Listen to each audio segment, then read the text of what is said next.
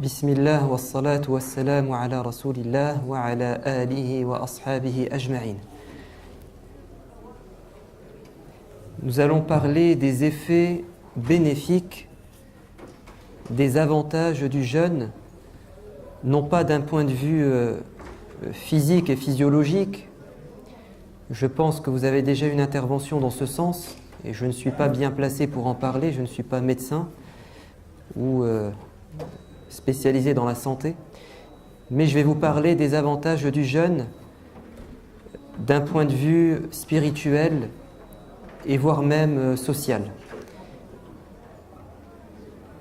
Allah Azza wa Jal nous dit dans Sourate Al-Baqarah: وَعَلَى الَّذِينَ يُطِيقُونَهُ فِدْيَةٌ طَعَامُ مِسْكِينٍ فَمَنْ تَطَوَّعَ خَيْرًا فَهُوَ خَيْرٌ لَهُ وَأَنْ تَصُومُوا خَيْرٌ لَكُمْ إِن كُنتُمْ تَعْلَمُونَ. Au début, dans les débuts de l'islam à Médine, Dieu avait donné le choix aux musulmans d'opter pour le jeûne ou, si c'était trop difficile, ou si on ne le souhaitait pas, il était possible au départ de nourrir un pauvre pour chaque jour non jeûné. Donc Dieu avait donné le choix au départ.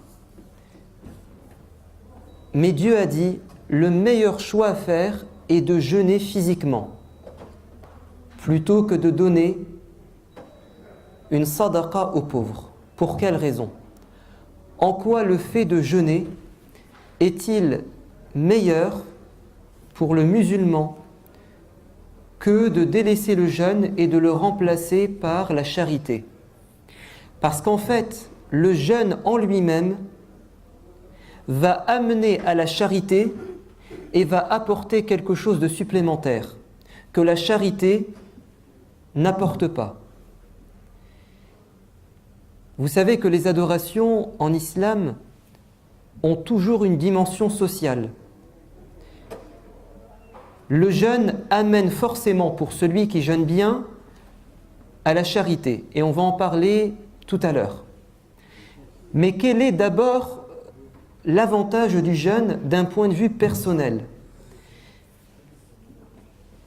Le jeûne va nous faire atteindre un haut niveau de piété qui nous permettra de nous faire pardonner nos péchés passés et voire même de réussir durant l'année à nous écarter des péchés. Il y a donc un objectif minimum quand on jeûne, c'est de nous faire pardonner les péchés passés. Et il y a un objectif ultime, c'est à l'avenir d'avoir assez de foi, assez de force spirituelle pour nous écarter des tentations et de la désobéissance de Dieu. Si nous n'envisageons pas l'objectif premier, nous n'atteindrons jamais l'objectif ultime. Le premier objectif du jeûne, c'est que Dieu nous pardonne nos péchés passés. Et ça, c'est quelque chose sur lequel le prophète alayhi salam a insisté. Il nous dit par exemple, celui qui jeûne le mois du Ramadan,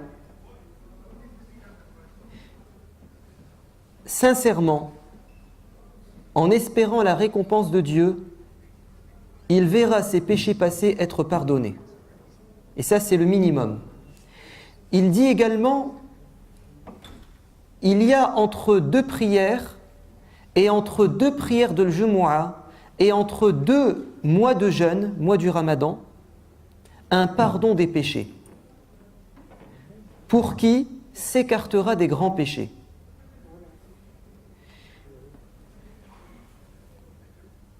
Pour pouvoir se faire pardonner tous nos péchés, il faut qu'il y ait un effort personnel. C'est de se repentir. Le fait de jeûner le mois du Ramadan, sincèrement, Allah nous pardonnera nos péchés passés, les petits. Mais si on veut atteindre l'objectif minimum, c'est de se faire pardonner tous les péchés, même les grands. Mais cela requiert de notre part un repentir. C'est pour ça que la réserve qui a été mise dans ce hadith, à condition que nous nous écartions des grands péchés. C'est pour cela que certains jeûneurs ne vont même pas atteindre le minimum de la récompense du jeûne, qui est l'effacement des péchés, la totalité. Parce qu'ils ne vont pas se repentir, ils ne vont pas s'écarter des grands péchés. Et c'est en ce sens que le prophète bien-aimé nous met en garde en nous disant « Il se peut qu'un jeûneur ne tire comme bénéfice de son jeûne que la faim et la soif. Et il se peut qu'une personne qui accomplit le tarawih ne tire comme bénéfice de son tarawih que la fatigue et l'insomnie. Pour quelle raison ? Parce qu'un jeûneur va certes s'écarter de la nourriture et de la boisson qui est interdite durant la journée, mais il ne va pas s'écarter des péchés réels qui sont interdits tout le temps, comme les péchés de la langue. Et c'est pour ça que le jeûneur, il lui est demandé de s'écarter des péchés de la langue, qui sont des grands péchés. S'il ne fait pas l'effort de s'écarter de ces grands péchés, Allah ne lui pardonnera pas ses péchés passés. Le prophète alayhi salam nous dit « Celui qui ne délaisse pas les propos mensongers et ce qu'ils impliquent comme acte, Dieu n'a que faire de son jeûne. » Parce qu'il n'a même pas atteint le minimum. Le minimum, il ne l'a même pas fait. C'est le repentir.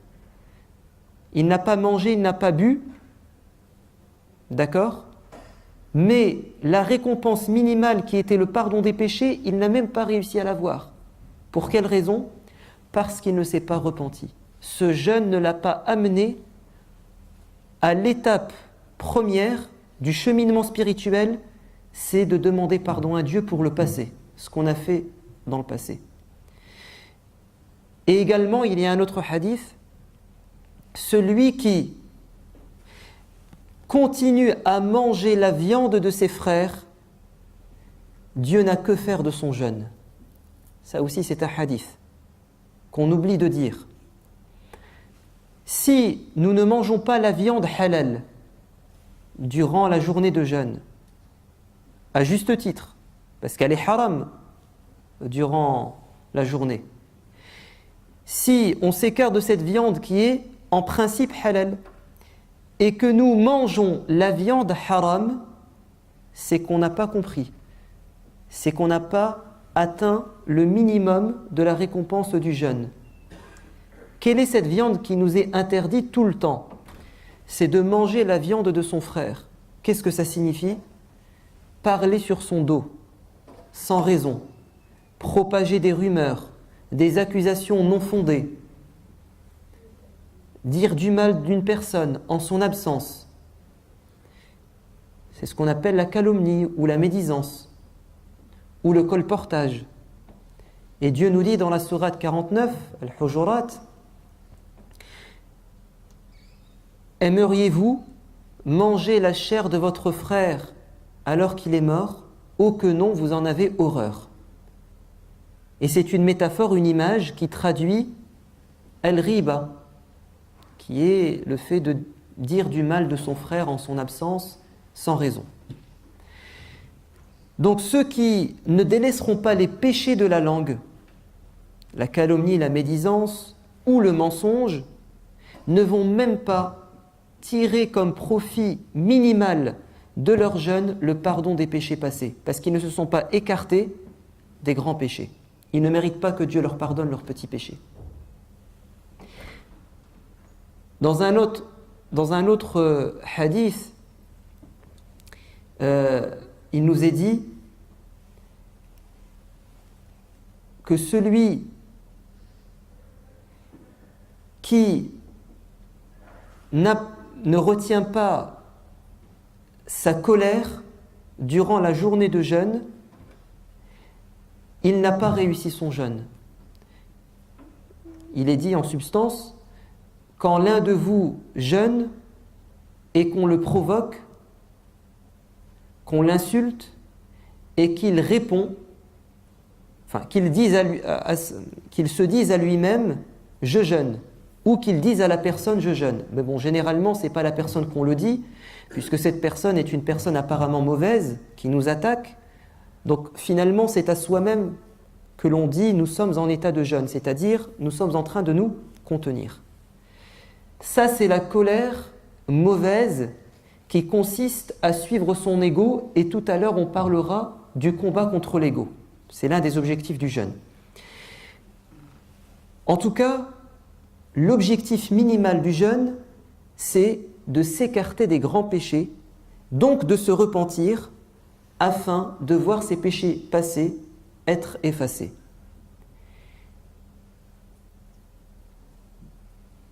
Dans un autre hadith, le prophète bien-aimé nous dit que le jeûne a comme objectif de nous écarter de l'enfer. Et qu'est-ce qui nous mène à l'enfer? Ce sont les péchés. Celui qui jeûnera un jeûne facultatif pour plaire à Dieu, Dieu écartera de son visage l'enfer de 70 années de marche. Ça, c'est un jeûne facultatif.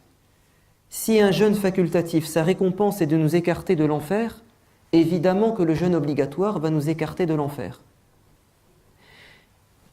Donc l'objectif premier du jeûne, c'est de nous repentir afin que Dieu nous pardonne nos péchés passés. L'objectif maximal, c'est de réussir à emmagasiner un tel niveau de foi et de piété que durant l'année, nous allons réussir à ne pas commettre de grands péchés. Ou, si nous commettons des petits péchés, nous arriverons rapidement à demander le pardon. Parce que commettre des péchés, c'est humain. Le croyant, sa spécificité, c'est qu'il se repent très vite. Ça, c'est dit إن الذين اتقوا إذا مسهم طائف من الشيطان تذكروا فإذا هم مبصرون. Ceux qui ont atteint la taqwa, la piété, qui est l'objectif ultime du jeûne, quand le diable les pousse au péché, qu'est-ce qu'ils font? Ils se souviennent de Dieu et ils réussissent à se retenir.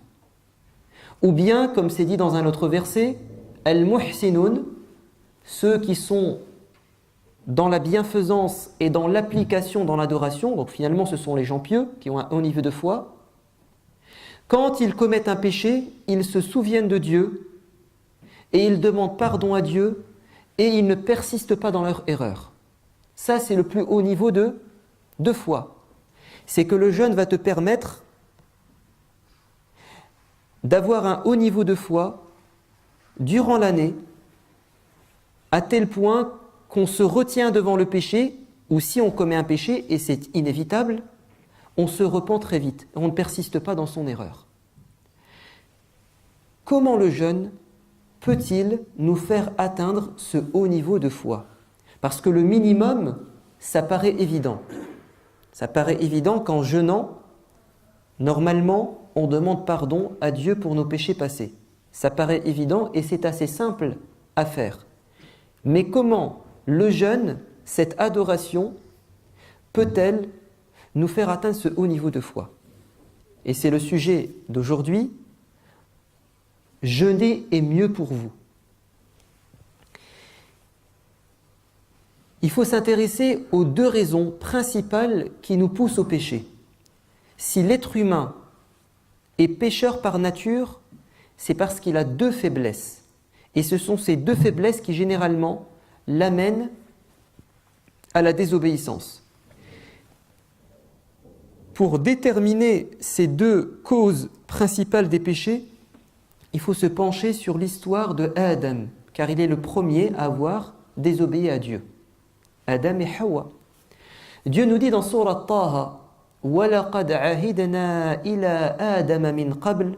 Nous avions pris auparavant un engagement de Adam, mais aussi de Ève, c'est quoi cet engagement? De ne pas manger de l'arbre. Que s'est-il passé? Deux choses. فَنَسِيَ وَلَمْ نَجِدْ لَهُ عَزْمًا. Il a oublié et on n'a pas trouvé en lui la force nécessaire pour se retenir.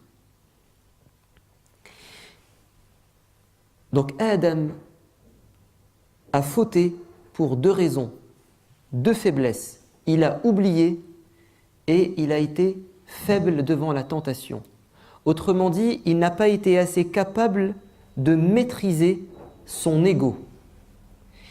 Le jeûne va intervenir sur ces deux causes.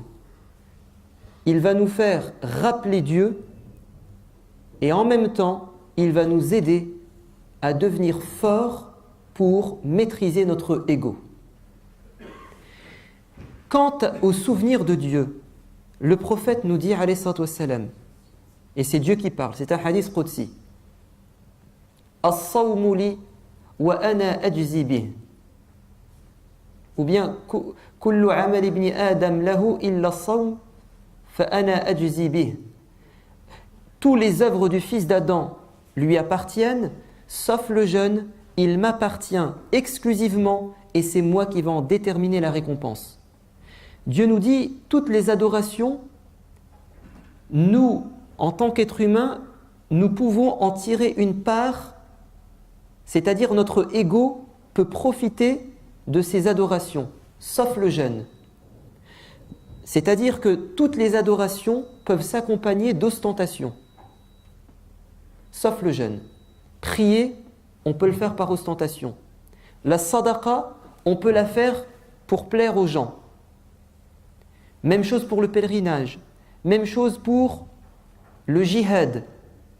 Toutes ces adorations, nous pouvons y trouver un plaisir dans notre ego, sauf le jeûne. L'ego ne peut pas tirer de bénéfice du jeûne. Pourquoi? Parce que c'est la seule adoration qui ne peut être faite que pour Dieu. Pourquoi? Parce que si nous nous écartons de la nourriture et de la boisson durant toute une journée, c'est forcément que nous voulons plaire à Dieu. Car nous pourrions, durant la journée, manger ou boire en cachette. Il n'y a qu'une seule adoration qui est faite exclusivement pour Dieu, c'est le jeûne. Parce que l'être humain peut, à un moment donné dans la journée, boire et manger, et personne ne le voit. Même si on le surveille, il pourra toujours rompre son jeûne, ne serait-ce qu'en faisant ses ablutions. Quand il met de l'eau dans sa bouche, il avale une gorgée, volontairement. Qui peut le savoir? Personne. Donc si nous réussissons à nous écarter de la nourriture et de la boisson, c'est que forcément, nous savons que Dieu nous voit. Car les êtres humains ne peuvent pas toujours nous surveiller et nous voir. C'est pour ça que le prophète nous dit, ou Allah dit dans ce hadith, le jeûne, il est pour moi. C'est pour ça que, durant la journée de jeûne, rares sont les gens qui commettent des péchés. Au contraire, les pécheurs réussissent durant le ramadan à s'écarter des péchés, du moins durant la journée de jeûne, parce qu'ils savent que Dieu les voit. Mais nous pourrions penser que la prière suffit pour atteindre cet objectif, se souvenir de Dieu, parce que la prière a été instituée dans cet objectif. Wa aqimis salata li dhikri, accomplis la prière pour te souvenir de moi. Le but de la prière, c'est que l'être humain, le croyant, réussisse à toujours conserver le souvenir de Dieu. Parce que le ramadan, c'est pendant un mois, tandis que la prière, c'est chaque jour, 5 fois par jour. Donc c'est elle véritablement qui va entretenir en nous le souvenir de Dieu. C'est son but, afin que l'on s'écarte des péchés.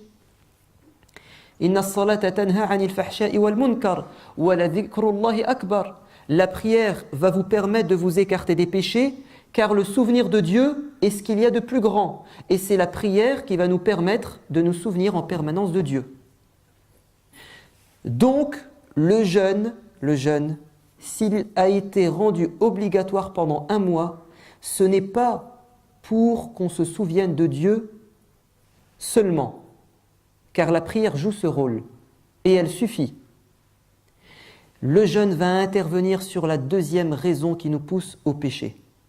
On a dit il y a l'oubli, mais il y a surtout l'ego, c'est-à-dire on sait que c'est interdit, on sait que Dieu nous voit, mais malgré cela on commet le péché.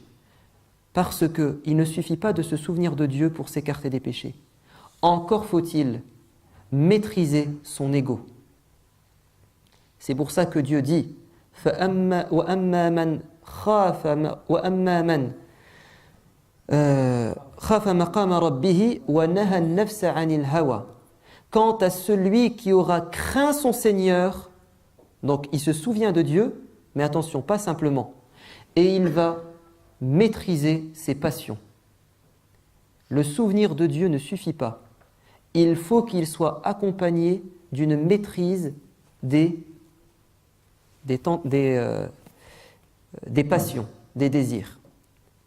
Pourquoi est-ce que le jeûne et comment le jeûne peut-il nous donner la force de maîtriser notre ego? Parce que le jeûne, en fait, quand on regarde, on l'observe, qu'est-ce que c'est? C'est se retenir de manger, de boire et de s'adonner aux relations charnelles dans la vie de couple. Le jeûne va donc agir sur 2 désirs. Le désir gastronomique, qui est un désir vital pour l'être humain, manger et boire, et l'un des désirs les plus forts chez l'être humain, c'est le désir charnel. C'est ça le jeûne, c'est de s'écarter des plaisirs du ventre et des plaisirs charnels. Le premier est vital, c'est pour ça qu'on en dépend. L'autre, il est pas vital, mais il est extrêmement enfoui dans l'être humain. L'être humain est attiré par les plaisirs charnels.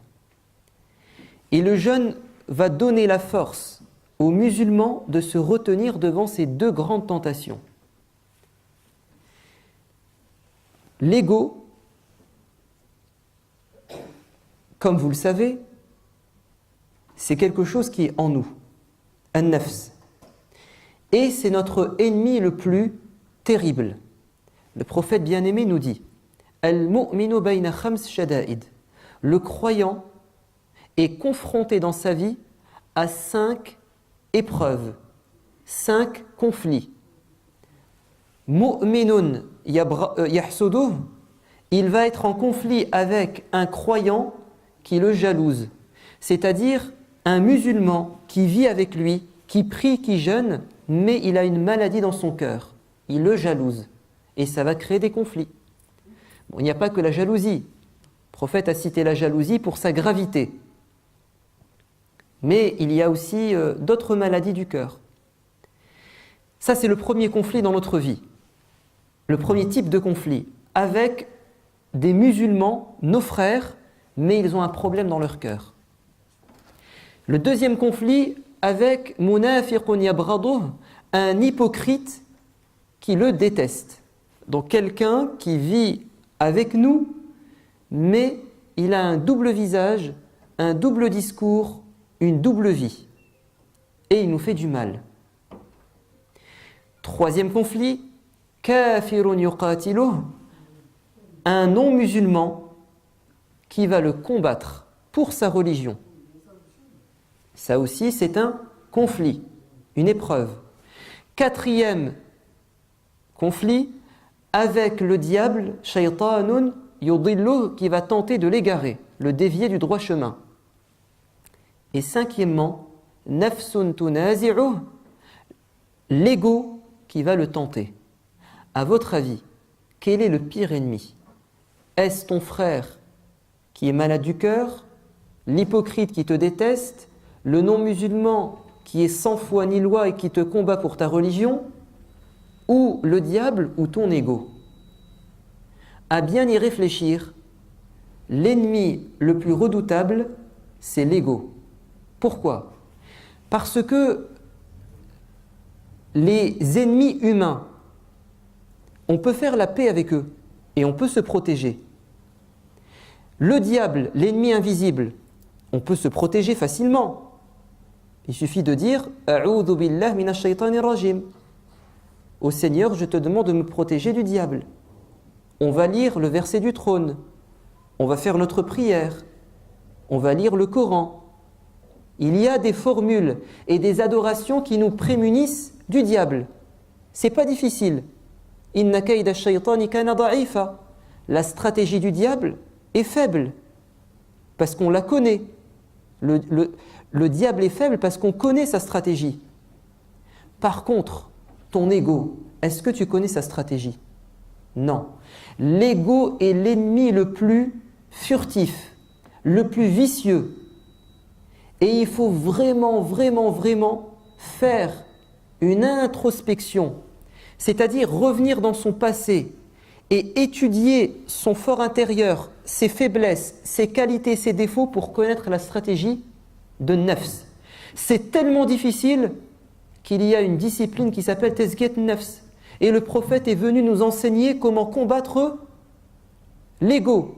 Tazkiyat Nafs, c'est la purification de l'âme ou la maîtrise de soi et de son ego. Et il y a des savants qui ont passé leur vie à étudier l'ego. C'est l'ennemi le plus redoutable. Pourquoi? Parce que c'est le seul ennemi intérieur. Les autres ennemis sont extérieurs. Le diable, il n'est pas en toi. Le diable, il est à l'extérieur. Tu peux l'écarter de toi, mais est-ce que tu peux te désolidariser de ton ego? Non, il te colle à la peau. Troisièmement, c'est l'ennemi le plus dangereux parce que tu l'aimes. Qui n'aime pas sa personne? Qui n'aime pas être flatté? Qui n'aime pas suivre ses passions et ses désirs? C'est se faire violence que d'accepter les critiques, que de freiner ses envies, c'est se faire violence. Il n'y a rien de tel pour l'être humain que d'aller dans le sens de ses passions.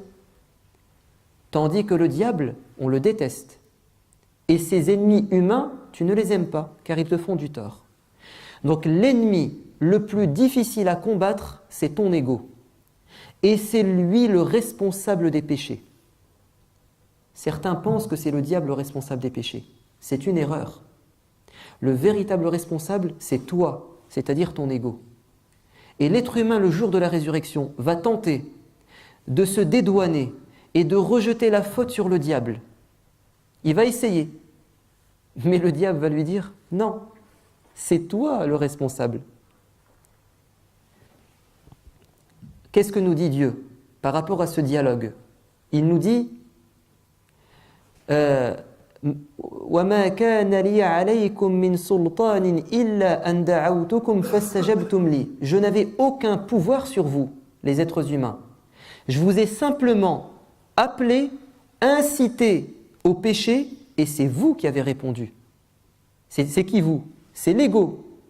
فَلَا تَلُومُونِي وَلُومُوا أَنفُسَكُمْ. Ne me rejetez pas la faute. Ne me faites pas de reproches. Faites des reproches à votre nafs. Lumu anfusakum. C'est votre ego le problème. C'était pas moi. C'est parce que votre ego a été plus fort que vous, donc vous étiez faible, que moi j'ai eu le dessus. Si vous aviez réussi à maîtriser votre ego, vous auriez été plus fort que lui, vous auriez gagné le combat contre votre ego et donc le combat contre moi. Autrement dit, pour pouvoir vaincre le diable, il faut d'abord vaincre son ego. Ou sinon, ce n'est pas possible. Le diable, certes, il est responsable de quelque chose. C'est l'oubli, mais pas les péchés. Le diable peut nous faire oublier. Naam. Par exemple, dans Sourate Yusuf, Allah nous dit Quand Youssouf a dit à son compagnon de cellule, tu vas devenir le serviteur du roi, n'oublie pas d'évoquer mon cas auprès du roi. فَأَنْسَاهُ الشَّيْطَانُ ذِكْرَ رَبِّهِ. Mais le diable lui a fait oublier cette information importante. Ça, c'est le diable responsable. Yusha avec Moussa alayhi salam.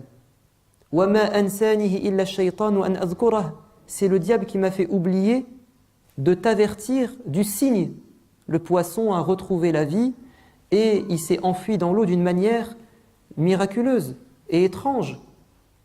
C'est le diable. Donc le diable peut nous faire oublier des choses, comme dans la prière. Le diable peut nous faire oublier quelque chose dans la prière. D'accord, on peut dire c'est pas de ma faute, c'est la faute du diable. Mais quand il y a un péché, c'est de ta faute et non pas celle du diable. Ou disons, c'est d'abord toi, avant tout, et au final le responsable. Le diable est venu en cours de route, évidemment, il t'a embelli les choses. Oui, mais c'est parce que tu étais faible.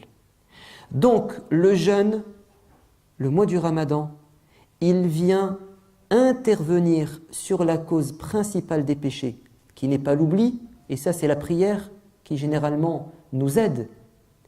Mais le jeûne va venir nous aider à renforcer notre volonté, notre capacité à maîtriser notre personne. Et c'est pour ça que il nous est demandé de maîtriser notre colère durant le jeûne. Vous vous souvenez du hadith? Si vous êtes en état de jeûne et que quelqu'un vous provoque, vous insulte, veut se battre avec vous, dites je jeûne. C'est-à-dire, rappelez-vous l'objectif du jeûne, c'est de se maîtriser.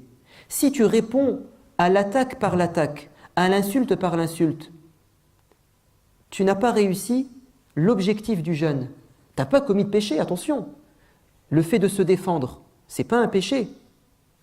Allah nous dit « La yuhibbu Allahu al-jahra bis-su'i min al-qawli illa man zulim » Dieu n'aime pas les propos grossiers, sauf en cas d'injustice. En temps normal, durant l'année, quelqu'un t'insulte, tu as le droit de rendre l'insulte. Il te frappe, tu as le droit de le refrapper. Ce n'est pas un péché. Mais durant le mois du Ramadan, Allah dit non, ça tu ne le fais pas. Pas parce que c'est un péché, parce que tu as un objectif, ne l'oublie pas, c'est d'apprendre à te maîtriser.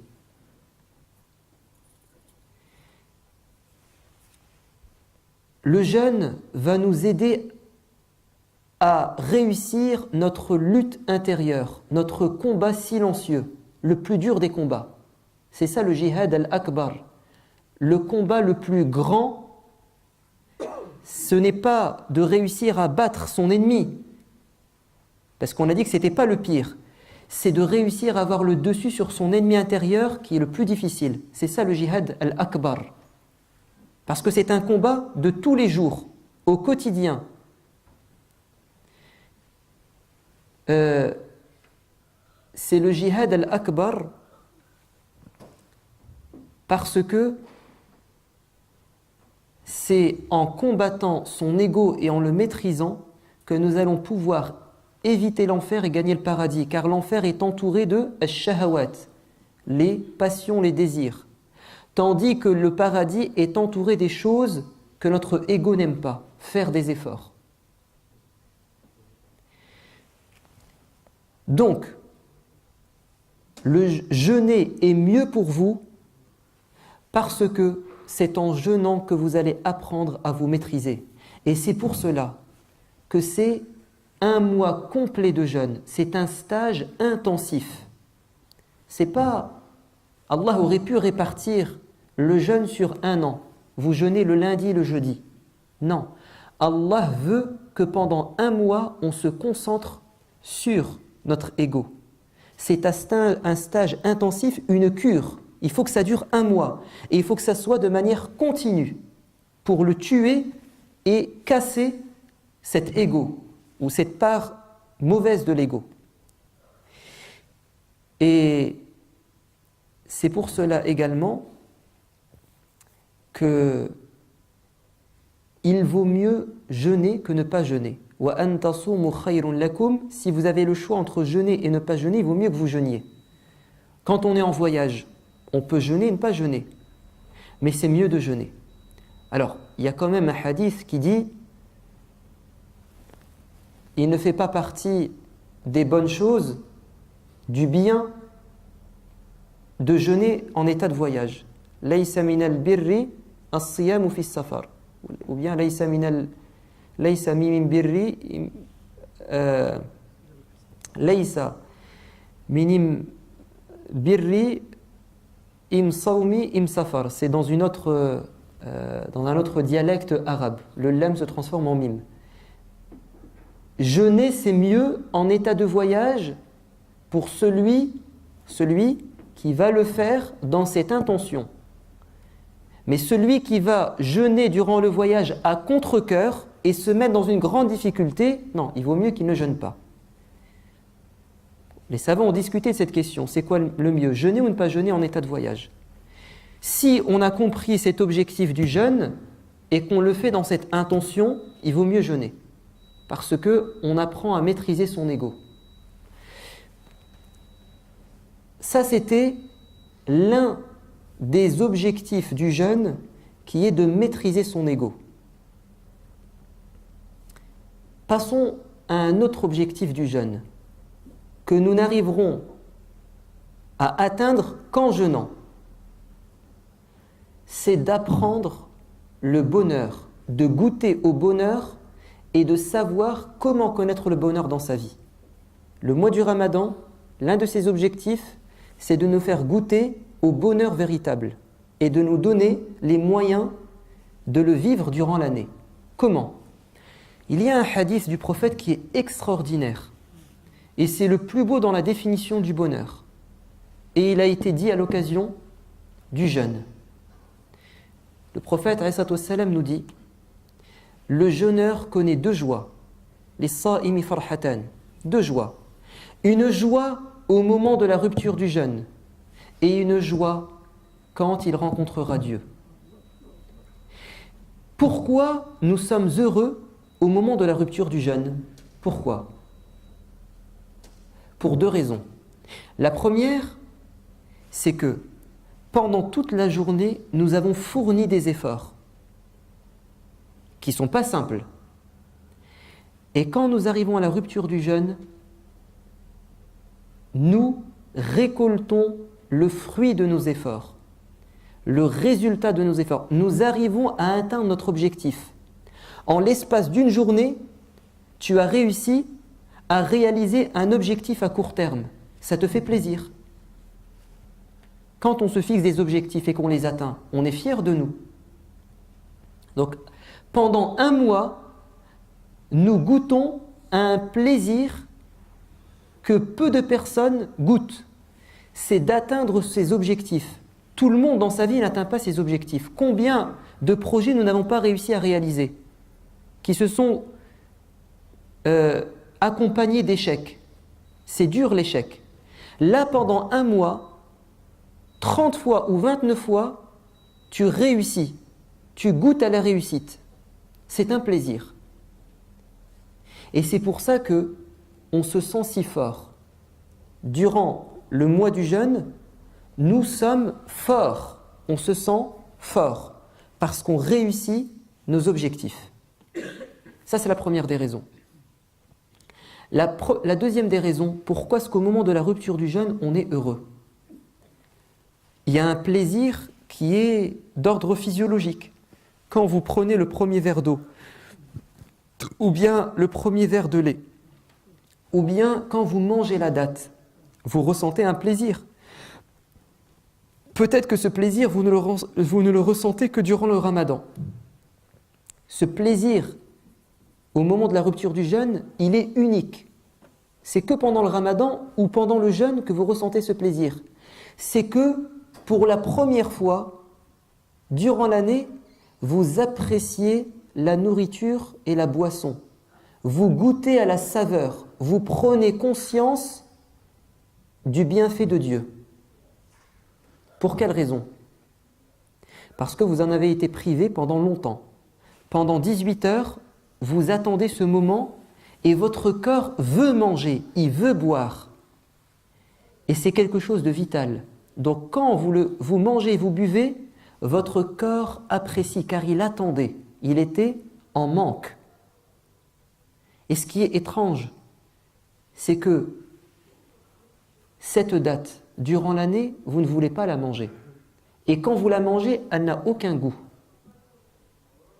Mais là, quand vous la mangez, vous la dégustez et vous l'appréciez. C'est quand même étrange. Une date, elle vous fait tant plaisir. Un verre de lait, il vous fait tant plaisir, alors que durant l'année, c'est insignifiant à vos yeux. Qu'est-ce qui s'est passé?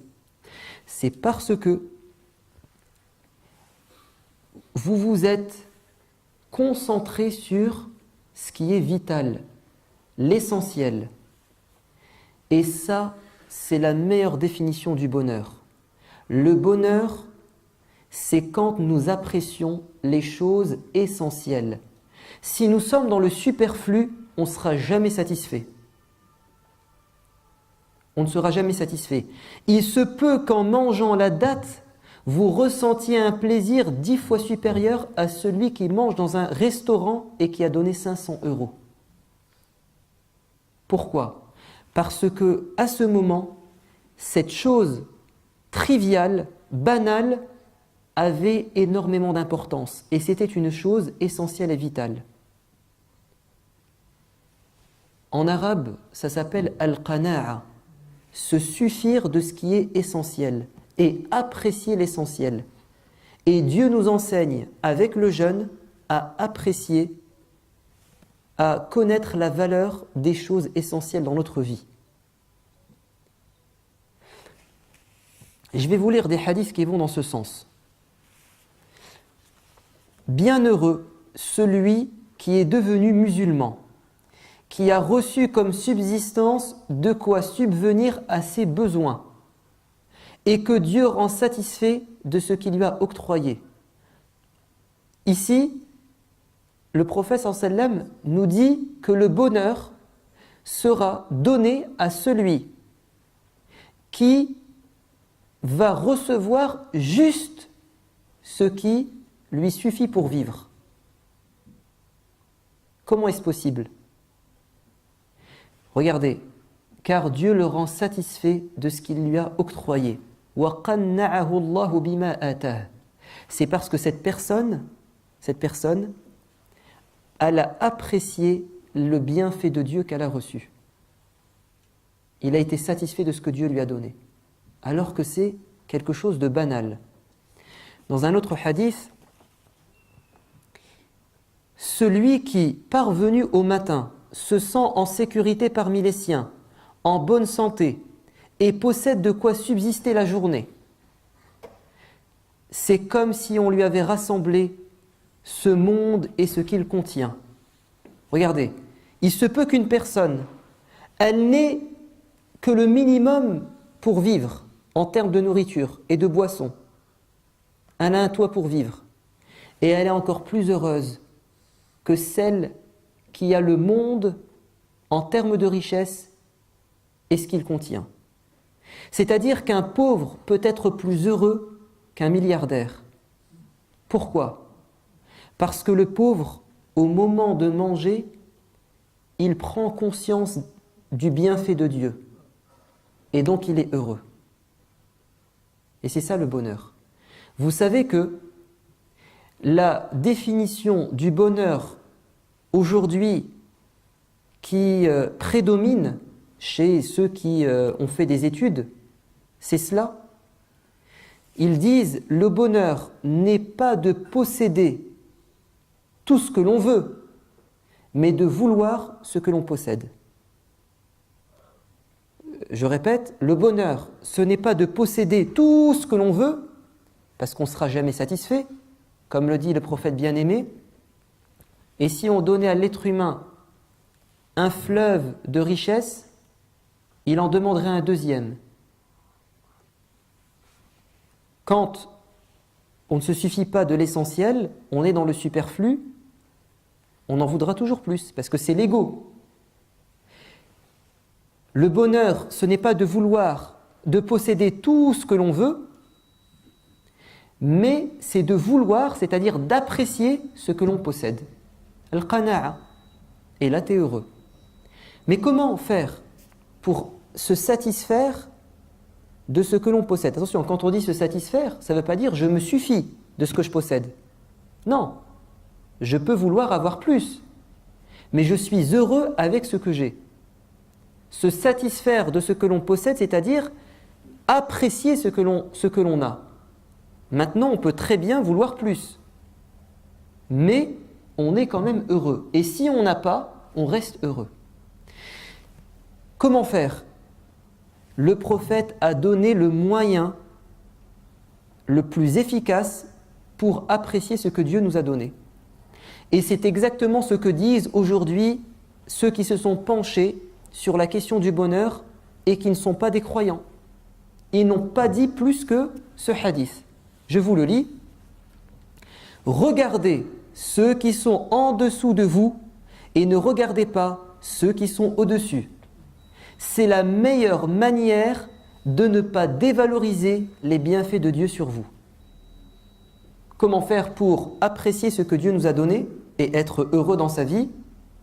Ne te compare pas à ceux qui ont plus, mais compare-toi à ceux qui ont moins. Et quand tu te compareras à celui qui a moins d'argent, celui qui est malade, celui qui n'a pas ta santé physique ou ta beauté physique, forcément tu seras heureux. Tu diras Alhamdulillah, Dieu merci, au moins j'ai cela. Mais si on est toujours en train de se comparer avec ceux qui ont plus, comme c'est le cas de la société dans laquelle nous sommes, qui nous pousse toujours à nous comparer à ceux qui ont plus, parce qu'elle est matérialiste, elle ne veut pas le bonheur pour nous.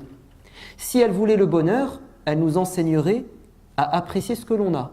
Mais comme notre société ne veut pas le bonheur, mais elle veut la frustration, parce que c'est elle qui va pousser à la consommation, elle va toujours nous comparer à ceux qui ont plus, avec la publicité.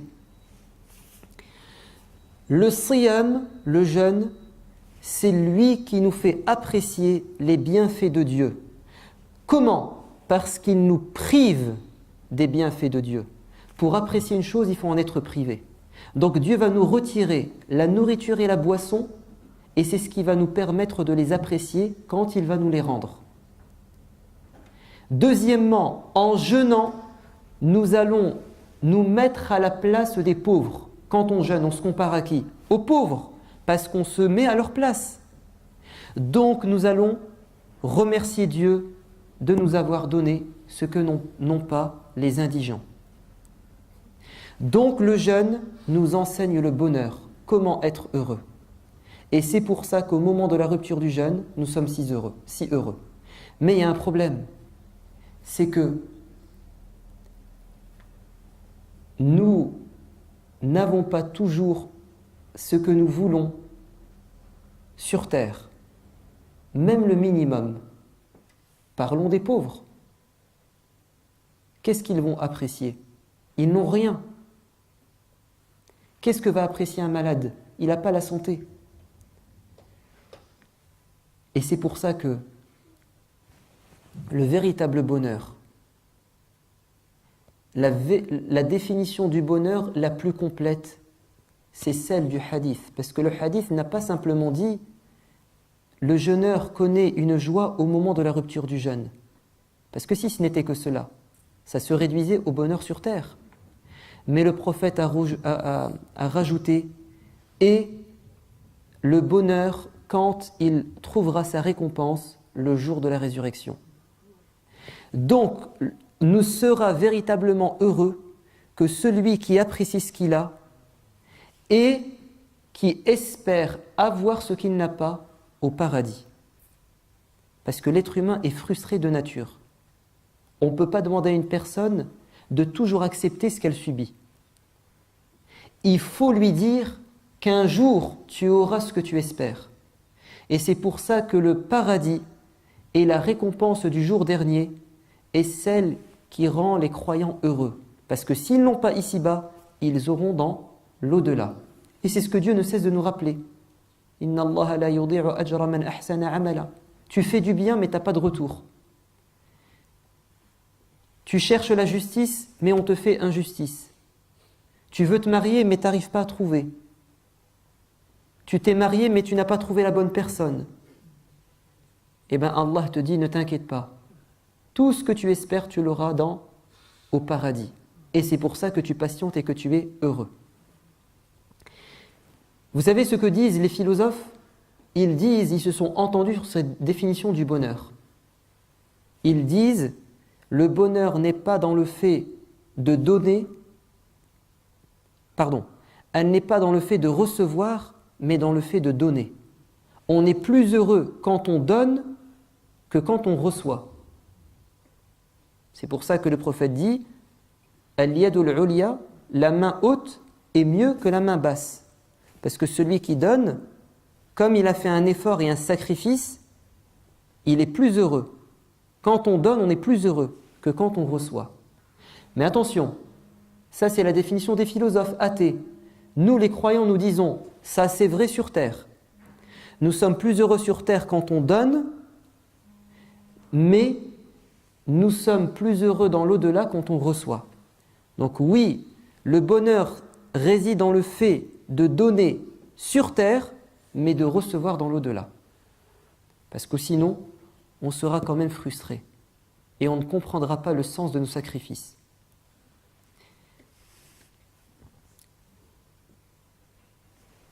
Donc, il vaut mieux jeûner que ne pas jeûner, parce que le jeûne va nous aider à maîtriser notre ego, donc à pouvoir s'écarter des péchés durant l'année. Deuxièmement, jeûner est meilleur parce qu'on va goûter au bonheur et on va faire l'expérience du bonheur. Et jeûner est meilleur parce que c'est en se mettant à la place des pauvres que nous réussirons de manière efficace à venir en aide aux pauvres. C'est ce que dit Dieu dans le Coran quand il nous dit à l'époque, soit vous jeûnez, soit vous donnez aux pauvres. Mais jeûner c'est mieux. Pourquoi? Parce qu'en jeûnant, quand tu as donné aux pauvres, tu lui as donné, tu as eu pitié, mais tu t'es pas mis à sa place. Tu n'as pas ressenti ce qu'il ressent. Ou comme le dit le prophète sallallahu alayhi wa sallam,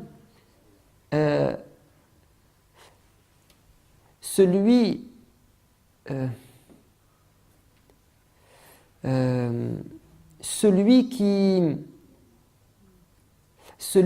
entend n'est pas comme celui qui voit. Ça c'est un hadith authentique qui fait référence à Moussa alayhi salam. Moussa alayhi salam, quand il est parti sur la montagne pour recevoir la révélation de Dieu, les tablettes, il a quitté son peuple pendant 30 jours. Il devait rentrer après 30 jours, un mois. Mais Dieu lui a dit de rester 10 jours de plus. Et après les 1 mois, As-Samiri, le Samaritain, a dit à son peuple, Moussa vous a trahi, il vous a abandonné, il a oublié son Seigneur, construisons un veau d'or. Et Allah Azza wa Jal a mis au courant Moussa alayhi salam que son peuple avait adoré le veau d'or. Il lui a dit, et ça l'a attristé. Mais quand il a rejoint son peuple, après 40 jours, il avait les tablettes dans sa main. Quand il a vu le veau d'or de ses yeux, il a jeté les tablettes et elles se sont brisées. Et le prophète dit, celui qui entend et celui qui voit, ce n'est pas pareil. Parce que quand il avait entendu, il s'est mis en colère. Mais quand il a vu, il s'est mis 2 fois plus en colère. Donc quand on fait l'expérience d'une chose, ce n'est pas pareil. Le jeûneur fait l'expérience de la faim et de la soif. Donc il sera plus enclin à subvenir aux besoins des pauvres. Donc jeûner restera toujours meilleur que ne pas jeûner.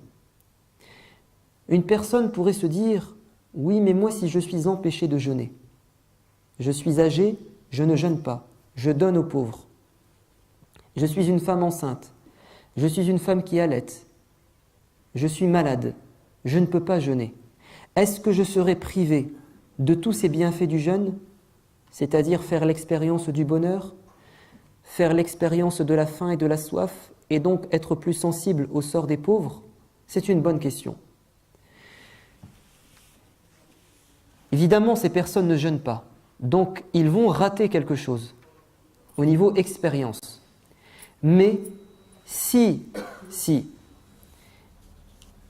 le fait de ne pas jeûner leur est imposé,